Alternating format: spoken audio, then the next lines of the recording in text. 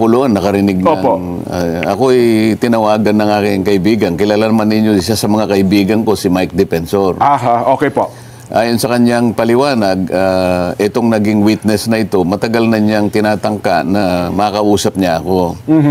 Lamang sa dami ng ginagawa natin dyan, hindi ko mapagbigyan talaga. Pero maliban doon, may mga iba pang mga personalidad. Okay. Na ginawan ko rin ng paraan na sana makontak din yung mga yon. Kaya lang, yung mga nauna ay hindi naman kaagad nagbigay ng pahayag na makikipagkita. Okay, opo. Ngayon, itong mga huling grupo na ito na nagsasabi, wala nga akong panahon sabi ko kay Mike Defensor. Lalo na ngayon, sabi ko, mag-aalas 2 na ng hapon. Mamayang alas 3, sabi ko, umpisa ng aming session. Opo. Hindi kanya, siguro tingnan mo lang kasi meron siyang pakikita sa yung parang draft ng kanyang salaysay. Tungkol saan? Tungkol sa pinag-uusapan nyo doon sa Blue Ribbon Committee. Ano po ito? Lunes po ito? Martes? O this week lang po ito? Yung... The day before. Kailan ba kami nagkaroon ng huling pagdinig? Kahapon. Thursday po kahapon. Kahapon. Yun po yung mula alas 9. Di Miyerkules yun. So Wednesday, a day before. Oo, kasi sabi ko, sige, nasaan ba kayo? Hindi, sabihin mo kung saan ka malapit para... Hindi, andito ako sa Senado. Merong lugar dyan yung Seascape. Alam ko yun, sabi niya. Kasi yun, 5 minuto lang. Mula sa Senado. Kaya, siyempre, yung convenience ko naman ang aking inaalala para makabalik ka agad ako. So, tinignan ko yung... meron nga silang isang draft na pinakita sa akin. Ngayon, tinitingnan ko sa aking palagay, talaga baka akong sarili mong gawa yan? Kasi yung ibang mga pagkakatagalog kasi, pasensya na po kayo kanya, hindi po ako Tagalog, Bisaya po ako. Taga saan ka baka ako? Masbate.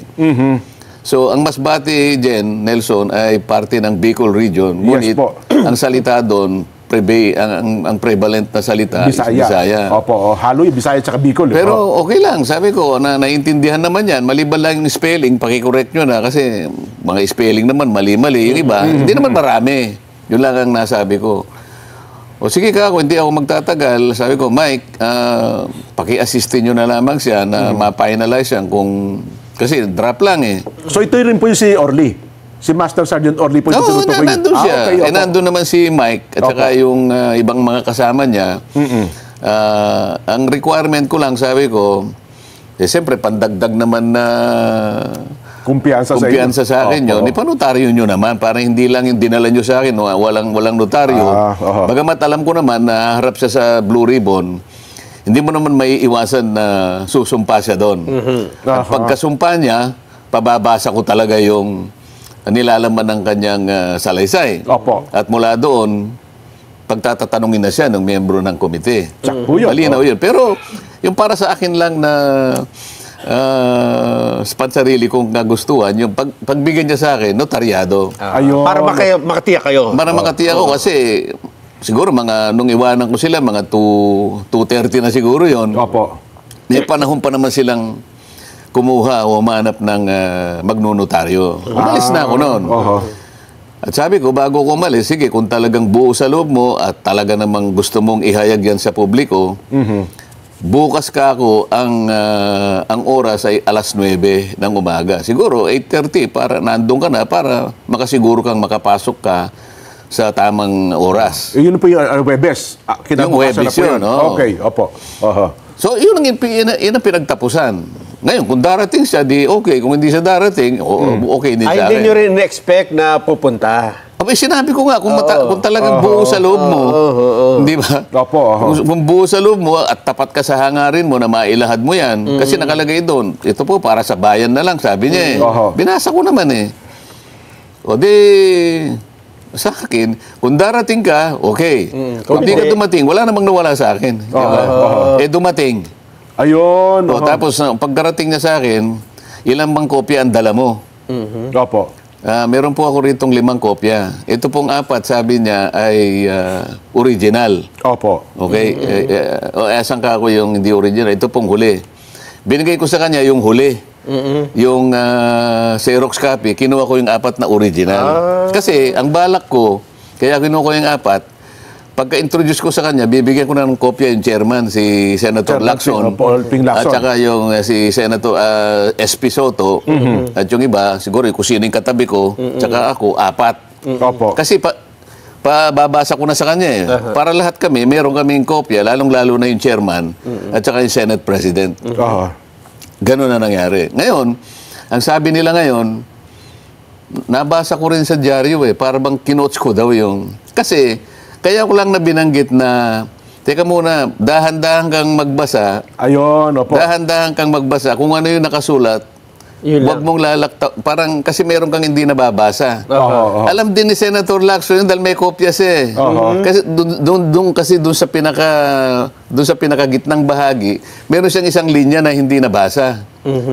Yung panapos ng papel, yung sa ilalim. Kinapos. Merong nalalaktawan doon eh. Kinapos. Hindi ko naman alam na ganun yung binabasa niya. Ngayon, yung binabasa ko yung kompleto. Bakit hindi niya binasa yung last line? Ipinalampas ko muna yun, baka magkamali. Tapos nung dumating na naman sa pangalawang pahina, nilaktawan niya na naman yung 2 pahina, ay yung 2 linya. Teka muna nga ako. Basahin mo ng maigi.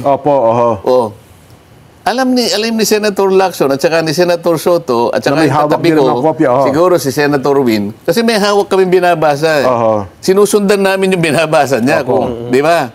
Lumalabas kasi sa social media. Sabi niya, sumagot siya, kasi po ito pong kopya ko, may putol yung sa baba. Ayun yung Xerox copy. Kaya ginawa ko, yung binigay niya sa akin, binigay ko sa kanya. Kanya galing lahat yun, hindi naman akin yun eh. So yun po yung Xerox copy. Siguro pagkaka-Xerox. Baka ganun na nangyari. Kaya ang ginawa ko, ako na nagsabi, yan, magpalit muna tayo. Makita ko nga naman, putol yung... So lumalabas... sinasabi nila ngayon, kino-coach ko na naman. Ayun po, saan ang lumalabas sa social media? TikTok, halos lahat. Na lumalabas na kino-coach nyo raw yung itong si Master Sergeant Gutesa. Yun pong binigay niya sa aking 4 na original, kinuha ko po yun sapagkat ang bala ko, yung isa, ibibigay ko kagad kay Senator Lacson na siya yung chairman. Yung isa naman, bibigay ko kay Senator Soto, siya yung Senate President. At kung sino yung katabi ko, bibigyan ko. At saka yung isa, para sa akin. Para pag binabasa na po niya, yung kanyang statement, nasusundan po namin. Kaya alam po ni Senator Soto, ang sinasabi ko, na meron po siyang nalaktawan na isang linya nung una, pagkatapos yung pangalawa, 2 linya na po, hindi niya binabasa. Sayang naman. Kasi kung i-coach nyo, ang una magre-react yung may hawak ng affidavit. Diba? Kasi alam po nila na hindi niya nabasa yung di sana sinansala ako ni alam niya. At sabi ko, dahan-dahan ka. Dahan-dahan ka. Sabi ko, you have all the time, sabi ko pa. Para sa ganun, walang nalalaktawan. Yung binabasa pala niya, may kulang pala sa gitna. Meron ho bang question? Halimbawa, binabasa niya, bukod doon sa affidavit niya, ay iba ang nababasa niya doon sa kanyang... Hindi matutuloy doon sa pangalawang kasi 2 linya yung mawawala eh. Nawawala. Paano kung recording yun? Hindi mare-record yung sinasabi. Kasi iba yung recorded eh. Kaya ang gusto ko, kung ano yung binabasa niya, maski sa record, ganun din. Yes. So, kasi ngayon, kahit babalikan mo yun, talagang may puto. Mapapakita ko talaga eh. Putol talaga eh. So, yun pala yun. O, yun ang una. O, ano pa yung isang may kinalaman dyan? Yung notaryo. Yung notaryo. Yes. O, ganito. Yung si Orly ba? Orly Gutesa. Si Orly Gutesa, siya mismo pumunta doon sa Notary Public. Binalikan niya eh. Kasi nagkamali po yung pagkakatype, yung pong December 6, 2025. Hindi po 25, 24. Kaya binalikan ko po kanya. Ang ginawa po nila, kinurek lang nila tapos pinapirma sa akin. Doon sa mismong notaryo. O sige. Kaya alam ko na pumunta siya dahil nga sinabi pa niya na meron pong mali dito. Para siguro korekin din yung record na iniwan niya. Kasi kukuha ng kopya yung notaryo eh. Yes po. Ngayon, pag-usapan natin na sinasabi ng abogada na notaryo na hindi niya pirma yon. Yung nakapangalan mismo mo doon. O sige, sabihin na natin na maring hindi niya pirma. No? Granting na hindi niya pirma. Ngayon, sino ang maglalagay doon sa... Kasi yung notaryo sa bandang baba, merong nakalagay doon, doc number, page number, book number, series of 2025. Paano niya makikita yung notarial register ng abogadong nagnotarya? Makikita mo niya anong doc number, may ilalagay niyo anong number? Yung page number ng notaryo, alam niya? May papakita ba sa TV direct? Kasi meron nga yan, lumabas sa social media. Ilabas nyo yung pinakahuli para malaman natin ang pinag-uusapan natin. Direct, ipakilabas nyo. Kasi nasa social media naman. Para nang sa ganun ay... para malaman ng mga kababayan natin kung ano yung binabanggit natin. Di ba doon sa left side ng dokumento, yung pinakahuli, napipirma rin yung notaryo, merong doc number, page number, book number, series of yung year. Nakastampad pa yun eh. Di yun, ano? Sige po, hinahanap pagkatapos, yung sinasabi niya, yung notarial yung notarial details niya, hindi raw siya yun. Ibig sabihin, si Gutesa, kinuha niya yung stamp na yon, itinatak niya doon sa mismong lugar na kung saan siya magnonotaryo, saan niya kukunin niyo kung hindi bibigay sa kanya? Pagkatapos yung dry seal. Isa pa yun. So, ibig sabihin, si Gutesa pumasok sa kanilang opisina, siyang naglagay ng dry seal. Kung yun ang pagbabatay natin batay sa kwento nila. Paano magagawa nung Gutesa? So, ibig sabihin, sila rin ang gumawa nun. Ngayon, kung sino man yung pumirma doon at hindi nga siya, pananagutan ng pananagutan ng abogado yun. Sana mapakita para malinaw. Sige po. Alam ko meron tayo yan Habang hinahanap yun, ano ang implication, anong epekto noong hindi pala, halimbawa lang, for the sake of argument, na hindi talaga notarized yung peke, yung pagkakanotaryo. Ano ang epekto nun dun sa salaysay? Ang magiging epekto niyan, wala na. Bakit? Kasi subsequent to that event, si Gutesa humarap sa komite. Humarap sa Blue Ribbon Committee at siya'y pinasumpa. At doon ay binasa niya yung kanyang sworn statement. At pagkabasa niya, pinagtatanong siya. Sa mga tweet, kahit na walang notaryo yun. Kahit walang notaryo yun, hindi nawala yung saysay ng kanyang deklarasyon. Kasi sumumpa siya doon eh. So, kung titingnan mo ngayon, parang kung tatawagin yan sa legal term, surplusage, sabi nila. Ibig sabihin, with or without that, nananatiling balido yung kanyang yung salaysay niya. Dahil nga, sa katotohanan, na sumumpa siya. Sumumpa siya sa harap ng Blue Ribbon Committee. Nanonood ng taong bayan nung mga sandali na yon, di ba? Tama po. Hindi lamang ibinigay yung mismong sworn statement, ito ay pinabasa namin. Kaya nga sinasabi ko nga sa inyo kanina pa, kailangan walang malaktawan. Sinusundan namin yung pagbabasa ng kanyang statement eh. Dahil recorded yun. Recorded yun. Paano kung halimbawa, tingnan natin ang record, yung isang linya nawala. Pagkatapos sa susunod na linya, wala na naman. Kulang-kulang yung binasa niya. Magkakaroon ng problema doon. Kaya ako pinaulit sa kanya. Ulitin mo, dahan-dahan ka lang. Para recorded. Sa kanya yun, salita niya yun eh. Ito sa ano to? Okay na raw. Ipakita natin sa telebisyon yung binabanggit o yung dokumento. Hindi, yung pinakahuling, yung huling pahina, nandun yung... may pirma.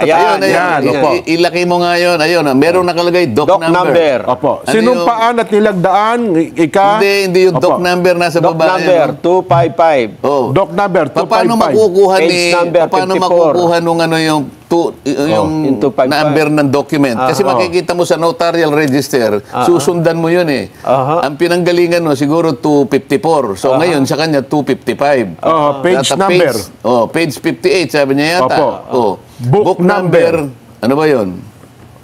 Hindi ko po maintindihan. Parang letter V. Saan kukunin ni Gutesa yan? Gutesa. So, ang nag-provide yan, yung notarial staff, kung sino man yun, kung wala man yung abogado, may sekretarya siya, at saka yung sinasabi ko sa yung stamp na yun, yung kulay asul. Yun ang detalye ng notarial commission niya.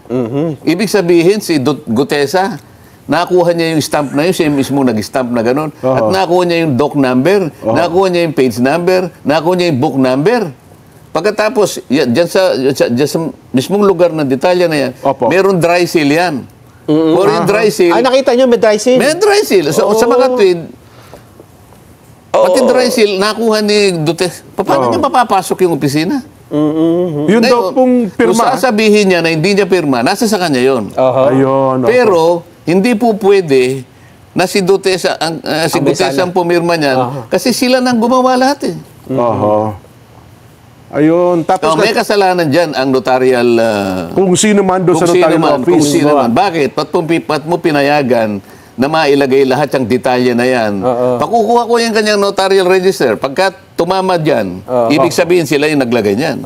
Hindi si Gutesa. Hindi ba matatamper yun, Sen? Halimbawa? Hindi matatamper yun. Tuloy-tuloy yung number niya. Kasi makikita. pagkatapos ng isang buwan yan, o kung merong ganyan, i-report mo sa RTC na kung saan nakakuha ka ng komisyon. Ayun pala yun. Hindi po pwede yung mga iba dyan, naglalagay sila ng, yung mga gustong kumita, meron silang iniiwan na espasyo para yung ganung gusto magpanotaryo, nagkataon na sa araw, sa ganung klaseng panahon, kailangan, naglalagay sila doon.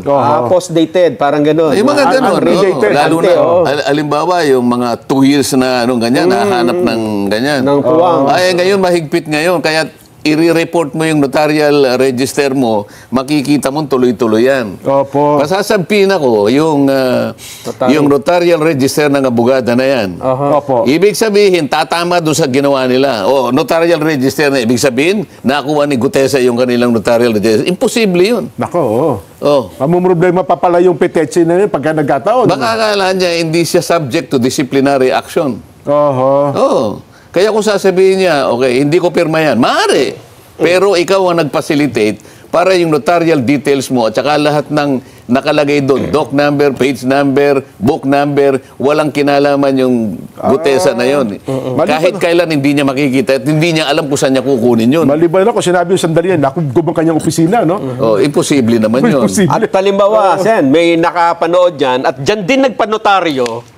At ipakita, dyan ka nagpapanotaryo, yan talaga yung pumipirma.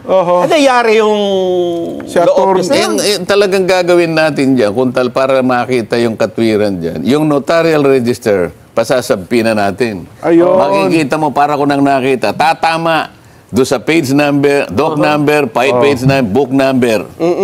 Yung tatlong yun. Kasi yung series of, yung year lang, madali naman yun, 2025 eh. Pagka sinabing nawawala po bigla nawala. Bahala na kayo gumawa ng conclusion. So, kabida natin, halimbawa, talagang yung pirma doon, kasi meron siyang pirma kung hindi ba nakuha natin ng staff natin? Pagkaraniwan kasi yung mga staff, kasi kung minsan wala yung basta wala yung abogado mismo. Ano lang sa kanya, Viber mo nga sa akin lang, babasahin ko, kanyang gano'n. Pag binasa niya, okay naman sa kanya. O sige, kanya, inotaryo mo. Pwede pumirma yung mga gano'n ang ginagawa ng iba Kasi kung minsan wala siya doon Hindi naman lagi maghapon yun, nakabantay doon sa kanyang notary. May bayad kasi yun Yes po. Hindi ko na alam ngayon kung magkano yung bayad sa mga notaryo. So, ang sabi ng isang senador, hindi ko na babanggitin para hindi na kayo mag-away-away, kung mapapatunayang nating peke ang notaryo, mawawalan ito ng bisa at bababa ang kredibilidad ng testigo. Sinabi ng isang senador. Sinabi niya. Ano yung senador? Abogado po ito. Senador na abogado. Sige po. So, paano po yun, Sen? Baka siyang bumaba ang kalidad. Kasi, hindi ba niya alam, nandun kami, ewan ko kung nandun siya, pero ang sinasabi ko, sumumpa yung witness. Okay. Si Gutesa. So ano man yung pagkukulang, halimbawa, aminin na natin kunwari lang, granting na talagang hindi yung pumirma, granting na nakuha ni Gutesa yung pangtatak. Yung stamp. Pagkatapos nakuha pa niya yung notarial register na nakatago doon. Pati yung mga numero. Makapal na libro, journal yun I-assume natin na alam niya kung saan niya kukunin yung number. Siya yung naglagay, pagkatapos nakuha niya yung dry seal, at siya yung naglagay ng dry seal. Okay? Di peki talaga, Kaya lang sumumpa nga siya. Humarap siya sa komite. Pagkatapos, binasa niya yung kanyang sworn statement. At pagkatapos nun, in-interpellate siya. Pinagtatanong pa po siya doon. Buong bansa ang nakikinig. parang, ang ibig lang sabihin nun, nawala na, kewa ng, notaryo wala. O hindi. Doon na napunta eh. So, kaya yung curative effect nung nandun na yun. Kaya wag mo sasabihin na nawalan ng visa yung... Kung halimbawa, private document lang, halimbawa, deed of sale, baka sakaling maniwala ako. Hindi naman na subject sa ano yun eh. Ito merong committee eh. Ayun. Di ba? So kung pumunta doon, halimbawa, natapos po siya ng kanya pinanotaryo, wala rin diferensya yun, Sen. Ano na, natapos siya. Walang notaryo. Sinabi nyo, pwede ba yung statement mo, ipanotaryo nyo after nung siya humarap sa pagdinig? Oo, kung kakailanganin pa. At para lamang lahat ng nagdududa masatisfy kahit hindi na kailangan. Sige, panotaryo nyo uli. Wala namang problema kung panotaryo mo. Ayun pala ang ibig sabihin noon. Well, alam mo, hahanapan na lang ng ano. Diyan mo makikita. Hahanapan ng butas. Diyan po kayo magpakatalino. At ang gagawin kasi diyan, ang lahat, sasabihin nila, tingnan mo si Senator Marcoleta. Siguro siyang may kagagawan yan eh. Yun na nga po, lumalabas na yun. Wala po akong kinalaman. Kasi ang binilin ko sa kanila, kung talagang buong loob mo, at talagang ikaw ay naniniwala na dapat mong ihayag yan, bukas kailangan 8:30, nandun ka na sa Senado. Kasi 9 o'clock ang umpisa, 8:30 kasi dami pang pagpasok mo, ang dami mong pipirma, dami mo, no? Para makapasok ka, magpakaaga ka ng konti. Ako naman, nagikipagsapalaran. Kung darating, di darating. Kung hindi darating, hindi dumating. Nako. So, yun ho pala. So, nasagot na yung dalawang tanong, Nelson, ano? Doon tayo. Well, sabi naman nila, Sen, surprise ito, para bagang may konting pagdududa rin po. Mismo atang chairman, sabi niya, hindi na-coordinate. Wala daw courtesy. Yun hong pagharap nitong si Master Sergeant Gutesa. Wala daw kortesiya doon sa komite at maging sa chairman ng walang kortesiya. Walang kortesiya. Paano po masasabi na walang kortesiya? Di ba nagsalita ako, sabi ko, Mr. Chair, I am going to consume the remaining time that I have to make a disclosure. Sinabi ko yung pangyayari nga na tinawagan ako niya, at kung papayag kayo, Mr. Chair, ay iahayag ko dito yung witness na sinasabi ko. Let him testify. Tinayagan naman po niya. Diba? So tinawag ko ngayon. Nasaan ang kawalan ng courtesy? Pinagpaalam ko eh. Hindi ko na biglang nagsasalita, Mr. Chair, ito po, iupo nyo rito. Wala naman ganoon. Nakikita naman po ninyo ang lahat ng nangyari. Kayo po ang higit na nakakaalam dahil napanood po ninyo pati yung paraan kung paano ko po siya inihayag sa gitna ng committee. Ayun. At wala namang tumutol, Sen, di ba? Ito. Yan ang pag-usapan natin. Hindi, ganito yan. Kailangan po, alam ko po matatalino kayo. Kailangan lang po, mabilis po kayo sa, wag po kayong yung ibig sabihin kailangan maging mabilis kayo na ma-analyze nyo yung pangyayari. Kasi kung minsan minsan segundo lang minsan minuto lang diba? Tingnan po ninyo, nung siya ay makapagsalita na. Nung matapos na yung niya, open na siya ngayon for interpellation. Napansin po ba ninyo? Walang nagtanong. Ano po ba ang ibig sabihin nun? Walang naging interesado. Hindi po. Sari-sari na po yun. Hindi nila inaasahan na merong ganun. Pangalawa, ina-analyze nila kung may palagay ko kanya credible ito. Ngayon po kasi pag ang isang testigo, alam po ninyo, mahalata ninyo na siya nagsasabi ng totoo. Kung tayo po ay nasa courtroom at tayo, alam mo, abogado kayong dalawa, Jen. Abogado kayong dalawa, kayo ikaw ang prosecution. Siya ang depensa. Si Nelson, defense. Criminal. Ako yung judge. Pinresent ni Nelson ngayon. Defense Nakita mo, Jen, na kasi ma-anticipate mo, abogado ka Siyempre po, naririnig mo, credible. Ikaw din kakabahan ka kung hindi mo alam kung itatanong mo. Kasi alam niya Siyempre, nabigla ho tayo doon, sa ganung sitwasyon. Pangalawa, di medyo kasi credible talaga. Ako sa tingin ko, kasi pinagtatanong ko rin siya. Ako gusto ko rin namang matansya na Ako interesado ko sa katotohanan. Oo. Kung nagbubulaan lang ito, halimbawa, binobola lang ako, ayoko rin naman yun. Opo. Pero kayo ba yung na-test nyo? Halimbawa, itong si Gutesa, na-test nyo na ba? Baka naman, kwento-kwento mo lang yan. Tinest ko binabali-baligtad ko siya. Teka muna nga ako. Nakalagay dyan sa na isang maleta. Opo. Gaano kalaki yung maleta? Pag pinatay, anong klaseng maleta kako? Yung yung Rimowa. Mahal pa yung mamahalin pa yung kanyang Hindi kasi yung Rimowa, talagang matibay yun. Yes po, metal yun Ilan ang laman? Ba't mo ako nasabing 48 million ang isang maleta? Meron po kasing label. Hindi pala. Meron po kasing level sabi niya.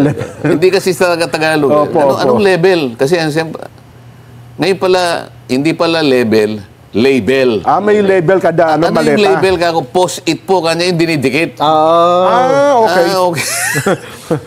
Ano nakasulat sa post-it? Nakalagay po 48. Ba't kung 48? Ba't namong na 48? Kasi po, pagka po tatanggapin namin, nakikita pong binibilang, pera po sige. Gano'n siya kalaki? Pag tinayo mo po kanya hanggang dito, tumayo ka, sabi ko pa pinatayo ko. Talagang ganun kalaki yung Rimowa. Alam ko yung Rimowa, hanggang dito po kanya. Okay, sige. Ngayon, pag binuhat mo ka ako, Gano'ng kabigat?